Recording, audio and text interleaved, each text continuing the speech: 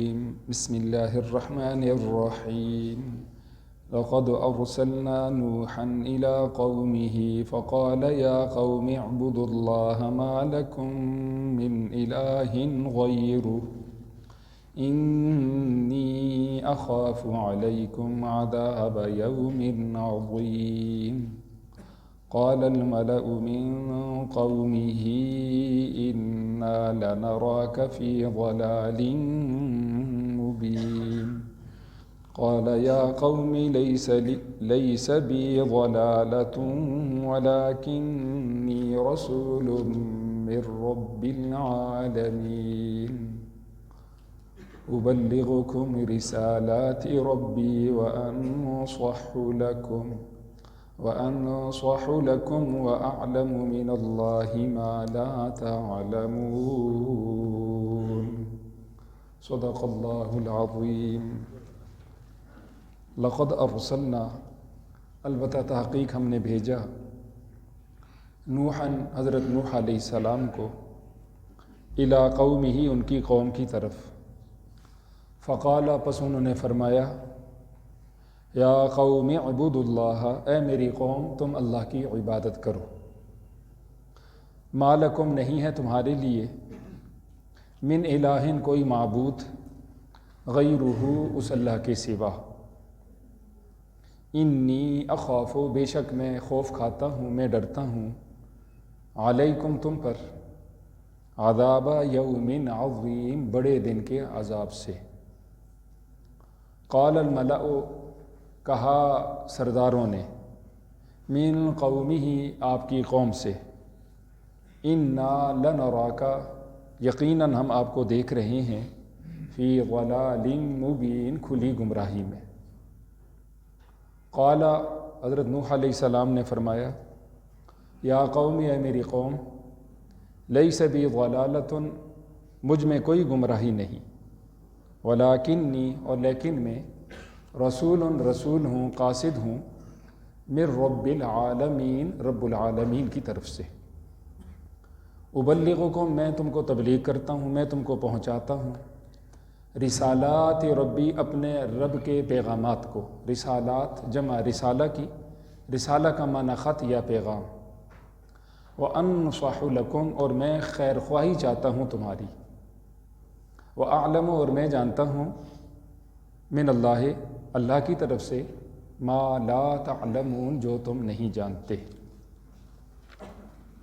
یہ آج کے درس کی 4 آیات کریمہ ہیں۔ ان آیات کریمہ کا پہلے والی آیات کریمہ کے ساتھ ربط و تعلق یہ ہے کہ اس سے پہلے سورہ مبارکہ کی شروع میں حضرت سیدنا آدم علیہ السلام کی پیدائش کا بیان تھا، پھر ان کے زمین پہ بھیجے جانے کا بیان تھا۔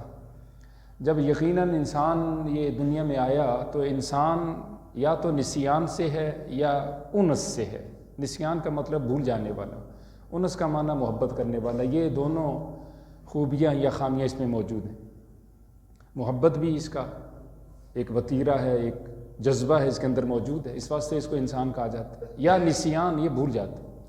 جب انسان دنیا میں آ گیا تو رفتہ رفتہ دنیا کے اندر اس کو دنیا کی محبت یا دنیا کی مصروفیت نے اللہ کی یاد عالی سے غافل کر دی۔ تو اللہ نے انبیاء کا سلسلہ جاری فرمایا، کتابوں کا سلسلہ، شریعتوں کا سلسلہ، ادیان کا سلسلہ جاری فرمایا۔ حضرت سیدنا آدم علیہ السلام سے لے کر حضرت سیدنا نوح علیہ السلام تک تقریباً 10 نسلیں گزری ہیں۔ بیچ میں ایک نبی حضرت سیدنا ادریس علیہ السلام بھی گزرے ہیں۔ نوح علیہ السلام کے زمانے سے پہلے بخاری شریف کی روایت کے مفہوم کے مطابق 5 بڑے بڑے بزرگ دنیا سے گزرے، اور یقیناً وہ اللہ کے مقرب تھے، بہت بڑے ولی تھے۔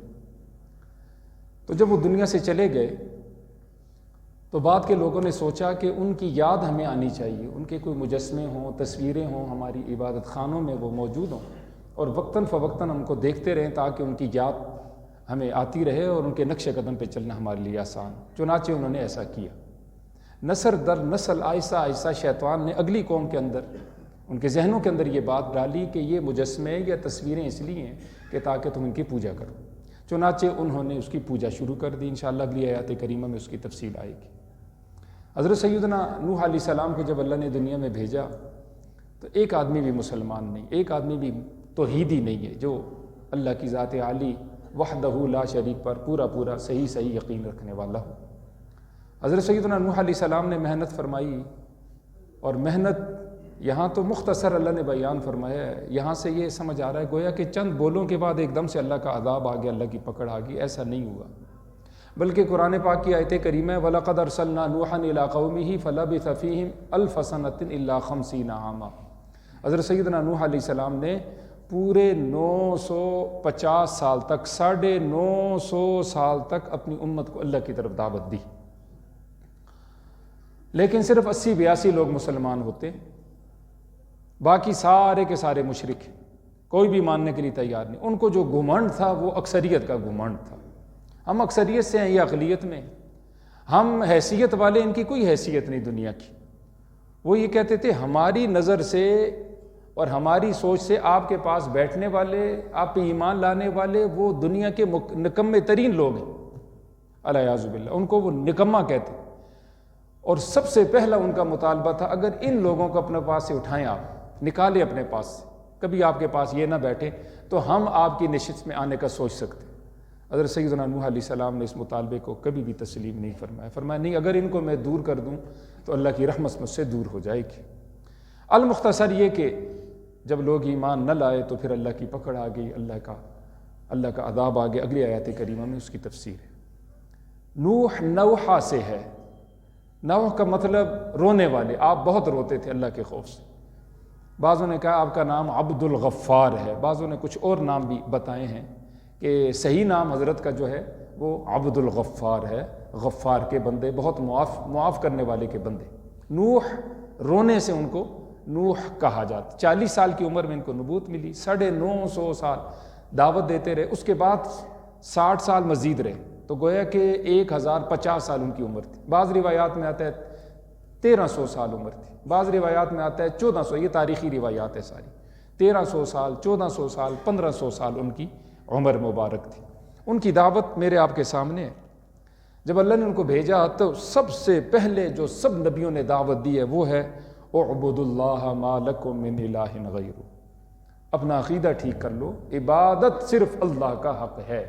وما خلقت الجن والانس الا لیعبدون، انتہائی درجے کی عاجزی جو ہم نماز میں کر رہے ہیں، رکوع سجدے میں کر رہے ہیں، جو ہم دعا میں کر رہے ہیں، صدقہ خیرات میں کر رہے ہیں، حج زکوٰۃ میں، دیگر تمام عبادات کے اندر ہم کر رہے ہیں، اللہ کے حکم کو وقت کے نبی کے طریقے کے مطابق پورا کرنا، اس کو کہا جاتا ہے عبادت۔ کہ اے لوگوں صرف اللہ کی عبادت، یہ 5 جو تم نے بت بنا رکھے ہیں، یہ الہ نہیں، یہ معبود نہیں، یہ حاجت روا نہیں، یہ مشکل کشا نہیں، ان کے پاس کوئی اختیارات۔ دیکھیے ہمارا آپ کا یقین ہے اس زمانے میں بھی لوگ بہت گمراہ ہو گئے اور اللہ کو چھوڑ کر اللہ کے غیر پہ در پہ چلے گئے اور غیروں سے انہوں نے مدد مانگنا شروع کر دی۔ حضرت سیدنا اسرافیل علیہ السلام کتنے بڑے فرشتے ہیں، آپ اندازہ لگائیے، ایک دفعہ صرف وہ پھونک ماریں گے، اللہ نے ان کو اتنی طاقت دی، ایک دفعہ پھونک کا مارنا ہوگا، پوری روئے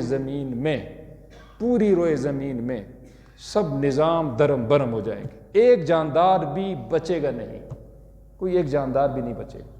دوبارہ پھونک ماریں گے، اس کے اندر اتنی طاقت اللہ کے حکم سے کہ سب کے سب دوبارہ زندہ ہو جائیں گے۔ اب دیکھیے ہم یا اسرافیل ان کو نہیں پکار رہے، ان سے مدد مانگنا شرک ہے، ساری امت کہتی ہے شرک ہے۔ جبرائیل کے پاس کتنی طاقت ہے، اگر ایک پر زمین پہ مار دے تو سب تہس نہس ہو جائے، اتنی طاقت، اتنی قوت اللہ نے اس کو عطا فرمائی۔ اسرائیل علیہ السلام کے لیے ساری کائنات کی روحیں یوں ہیں جس طرح پلیٹ کے اندر میرے آپ کے سامنے کوئی شے پڑی ہوئی ہے، ہم اس کو گرا دیں، سب کو پکڑ لیں، جس طرح کریں، لیکن ہم اس سے مدد نہیں مانگتے۔ کیوں؟ کہ یہ شرک ہے۔ بالکل اسی طرح ہم نے جاننا ہوگا کہ عبادت خالصتاً اللہ کا حق ہے، یہ نبیوں کی پہلی دعوت ہے، یا قوم اعبدوا اللہ ما لکم من الہ غیرہ۔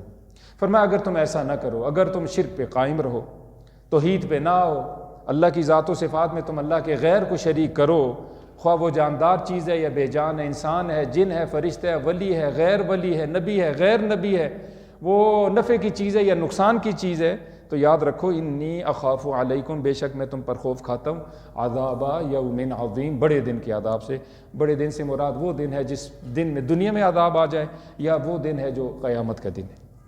قال الملا، وہ کہا درباریوں نے، درباریوں سے مراد آسودہ حال لوگ سردار، من قومہ نوح علیہ السلام کی قوم سے، انا لنراک، یقیناً ہم آپ کو دیکھ رہے ہیں، فی ضلال مبین، کھلی گمراہی میں، آپ کے پاس چند لوگ ہیں اقلیت کے اندر اور ہماری اکثریت ہے، اور آپ ایک بات پہ قائم ہو چکے ہیں، ڈٹ چکے ہیں، اس سے پیچھے ہٹنے کے لیے تیار نہیں، یقیناً آپ کھلے گمراہ ہیں۔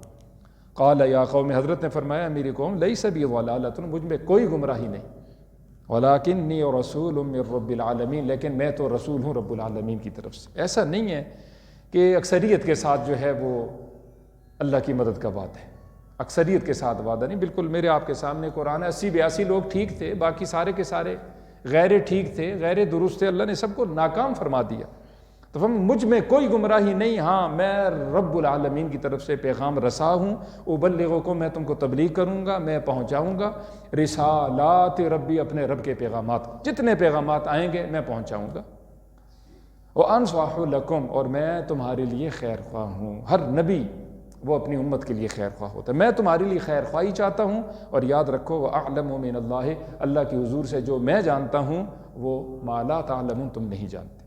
عام ضروری بات یہاں کہ ہر نبی خیر خواہ ہوتا ہے، چنانچہ سب سے زیادہ خیر خواہی اس امت کی حضرت محمد مصطفیٰ احمد مجتبیٰ صلی اللہ علیہ وآلہ وسلم نے فرمائی، اور حضور کا ارشاد مبارک الدین النصیحہ 3 مرتبہ فرمایا، جو دین میں لے کے آؤں، دین اسلام، یہ خالصتاً نصیحت ہے، خیر خواہی ہے، خیر خواہی 3 دفعہ کہا۔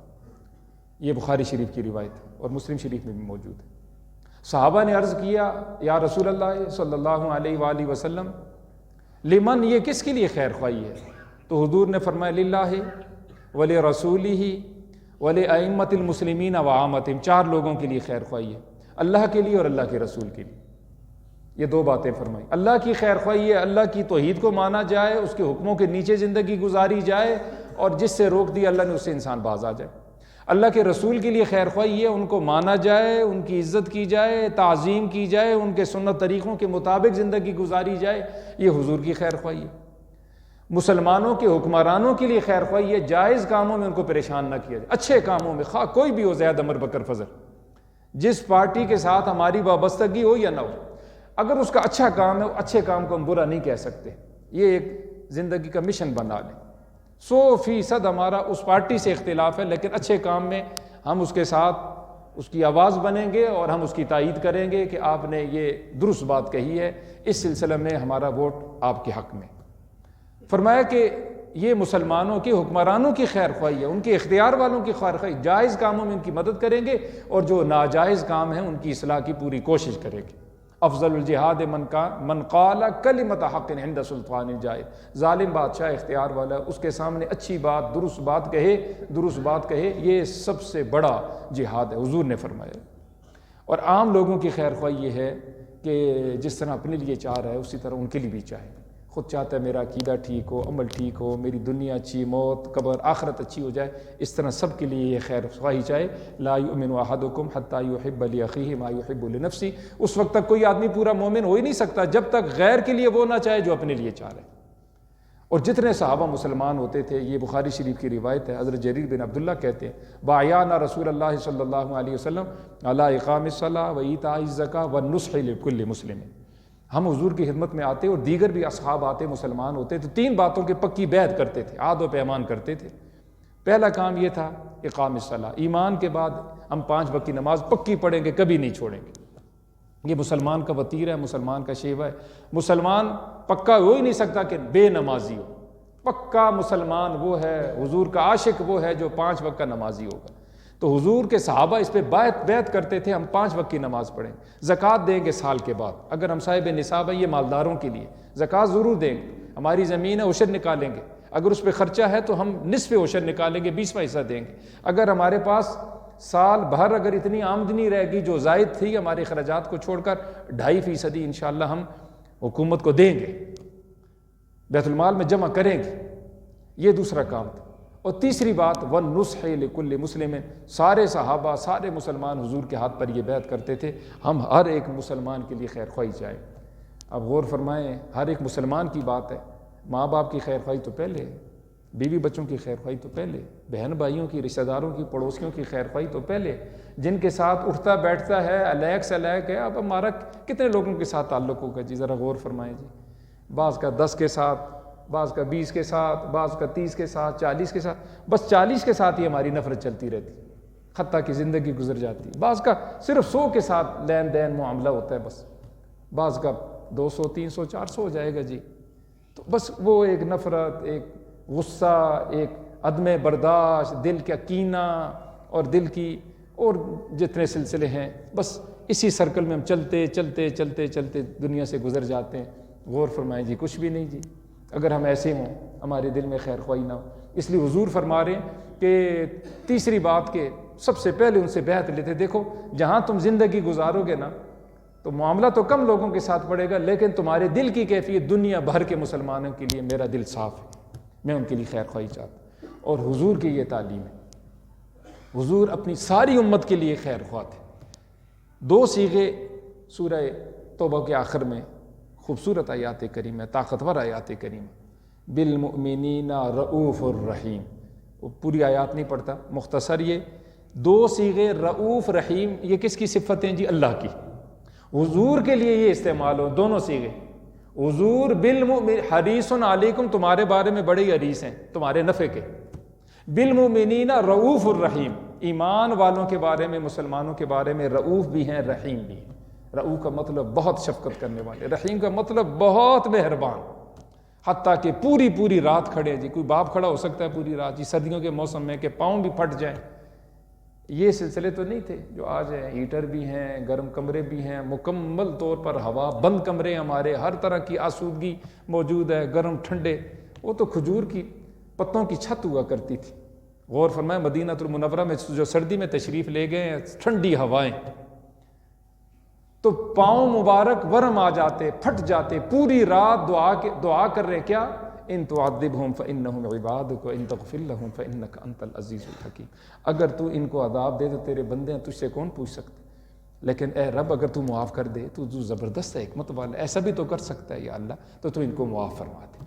دیکھیں نا، کوئی والد اس طرح نہیں کر سکتا جتنی خیر خواہی اپنی امت کے لیے حضرت محمد مصطفیٰ احمد مجتبیٰ صلی اللہ علیہ وآلہ وسلم نے دکھائی۔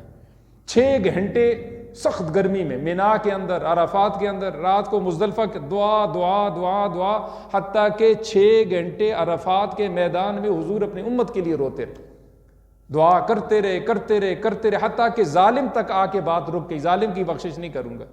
اللہ نے فرمایا یا اللہ اگر تو چاہے تو میری امت کے ظالم کو بھی بخش دے۔ ابن ماجہ شریف کی روایت۔ دعا قبول نہیں ہوئی، حتیٰ کہ بعد میں جا کر آخر میں غروب آفتاب سے پہلے اللہ نے اس دعا کو بھی قبول کر لی۔ بعض کہتے ہیں عرفات میں قبول ہوگی۔ اب غور فرمائیں کہ میں مظلوم کو خوش کر دوں گا، اس کو اپنی طرف سے بدلہ دے دوں گا، آپ کی امت کا جو ظالم ہے اس کو بھی بخش دوں گا۔ تو عرض کرنے کا مقصد، اتنی خیر خواہی کوئی دکھا سکتا ہے جی؟ آخری وقت ہے، امت کی فکر ہے، حتیٰ کہ جبرائیل آئے اور اللہ کا پیغام دے دیا کہ ہم آپ کو آپ کی امت کے بارے میں خوش کریں گے، نحن نرضیک فی امتک ولا یسوء فی امتک ولا نسوء فی امتک، ہم آپ کو آپ کی امت کے بارے میں خوش کریں گے، آپ اپنی امت کی فکر نہ کریں، اور ہم آپ کو آپ کی امت کے بارے میں پریشان نہیں کریں۔